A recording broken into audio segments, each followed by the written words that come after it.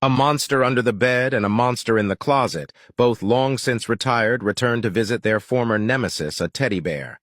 They have tea, and the bear tells them about the new generation of monsters he's been dealing with and about how he misses the old days. Ted looked up from his coffee as the door to the shop opened. When he recognized the two demons entering, he waved his arm and accidentally knocked a bit of stuffing loose from his separated shoulder.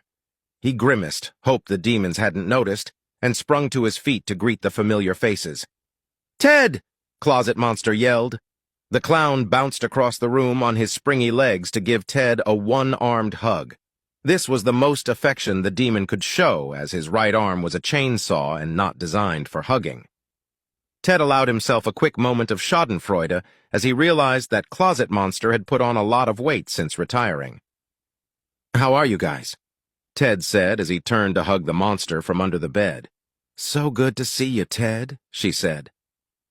Ted squeezed his eyes shut during the hug, trying to ignore the snakes that made up her hair as they slithered past his ears. They sat down as a headless ghost took orders for the two demons. "So it looks like you're staying active," Closet Monster said. "Billy must be keeping you busy." "I suppose so. The kid's always going to have demons to fight. Of course, these days he's relying on me less and less." "So it goes," the monster from under the bed said. "I thought I'd be around forever, considering how young Billy was when his brother showed him that movie with the Medusa in it. I thought I'd be traumatic enough that he'd never forget me. But he grew out of that phase." She kept her hands under her chin as one of the snakes in her hair picked up the mug from her table and guided it to her lips. "This is delicious, by the way," she said. "Do you want a sip?" She extended the mug to Ted. He looked down to see a bubbling green slime with a worm crawling in it. Ted shook his head politely. "No thanks, I'm, doing keto." "So what kind of demons are you up against these days?" Closet Monster asked. "If you could keep us in our place, I bet it's nothing you can't handle." Ted hesitated for a moment. "Well, things are more complicated these days." "How so? Is there something else waiting for him in his closet now?" Ted gave a short laugh. "Actually, it's funny you should say that. That's where he keeps me these days." "Oh," the monster from under the bed said. A look of genuine sympathy came over her eyes and the eyes of the slithering creatures in her hair. "I'm sorry to hear that." "Yeah, it's his new stepfather." Ted shrugged. "He thinks Billy's too old to be sleeping with a teddy bear, and maybe he's right. Or maybe he's keeping you in the closet for a reason. Are there new demons in there for you to fight?" "Well, it's where he keeps his pot these days." The monster from under the bed tilted her head. "I know I've been gone a while, but Billy's still a little young to start smoking pot, isn't he?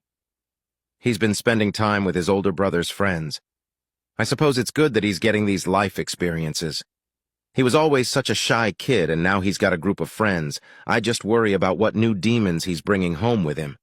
We all know what the alcohol demon does to his father. If that demon finds its way into Billy's life, I don't know. I might be overmatched."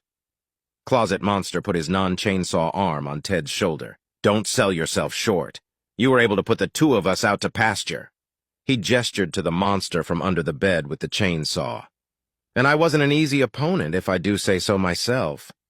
Ted smiled. "I miss you guys. We had our differences, but things were simpler back then. I always knew where you stood. Now, I don't know if I need to protect Billy from drugs or from his stepfather or from his brother's friends, or if I just don't have a role in his life anymore at all." A moment of silence hung over the table. "Although," Ted said, "the other day I suspected he was going to come to the closet to light a joint, so I crawled in front of his stash so that he'd see me first. He took me out of the closet and held me for a bit. Maybe that did something, because when he put me down, he shut the closet and went outside to play basketball instead. So maybe I've still got a few tricks up my sleeve."